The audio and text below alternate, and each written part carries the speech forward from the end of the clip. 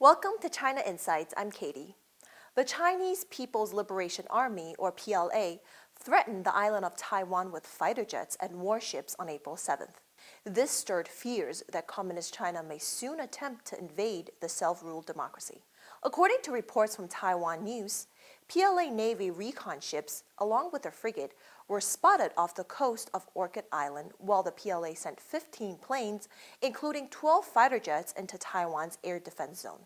The aggression appears to come in response to missile tests conducted by Taiwan's National Zhongshan Institute of Science and Technology, scheduled from April 7th to the 9th in the Orchid Island and Green Island regions. The Zhongshan Institute says it will conduct an additional set of missile tests from April 13th to April 16th between Jiupeng Air Force Base and Orchid Island. Days after the provocation, the U.S. State Department issued a new guideline for diplomatic interactions with the Republic of China, as Taiwan is officially called. The Chinese Communist Party, or CCP, claims Taiwan as part of its territory. The Republic of China government used to run all of China before it was forced off the mainland by the Communist Army in 1949. Because of the One China policy, Taiwan is not formally recognized as a country by the United States. The guidelines allowed American diplomats more freedom in their dealings with Taiwan. This policy was originally implemented under former U.S. President Trump.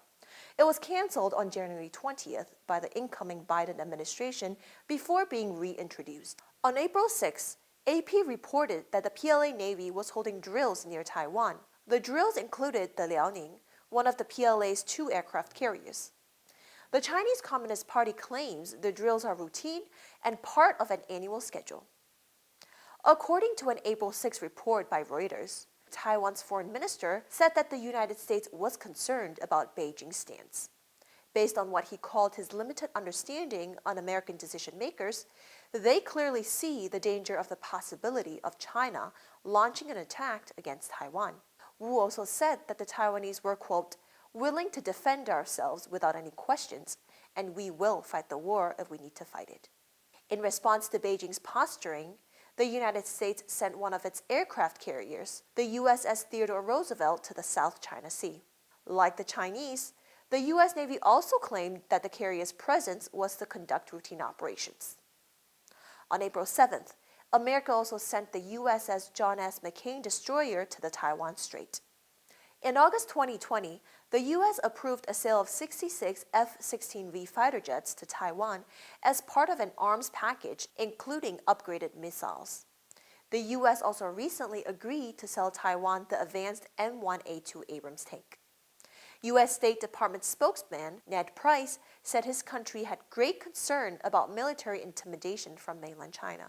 He said the United States' commitment to Taiwan's sovereignty was rock solid. Price said that, quote, as reflected in the Taiwan Relations Act, the United States maintained the capacity to resist any resort to force or other forms of coercion that would jeopardize the security or the social or economic system of the people on Taiwan. A statement by the U.S. Navy says that the American destroyers' transit through the Taiwan Strait demonstrates the U.S. commitment to a free and open Indo-Pacific. The United States military will continue to fly, sail, and operate anywhere international law allows. On April 11th, U.S. Secretary of State Antony Blinken appeared on NBC's Meet the Press program. He expressed, quote, real concern for CCP aggression against Taiwan. When asked how the U.S. will respond to an invasion of Taiwan by the PLA, he said that it would be a serious mistake by Beijing. He said, all I can tell you is that we have a serious commitment to Taiwan being able to defend itself. In that context, it would be a serious mistake for anyone to try to change that status quo by force. In March, the U.S. and Japan agreed to increase their military cooperation in the East China Sea. In addition to Taiwan, this sea is the location of Japan's Senkaku Islands. And like Taiwan, the Senkaku Islands are also claimed by the CCP. The U.S. Senate has introduced a new bipartisan bill to counter China. The bill condemns Beijing as an authoritarian regime and aims to defend democracy. Thank you for watching. As always, if you found this video informative, be sure to like, subscribe, and stay tuned for more China Insights.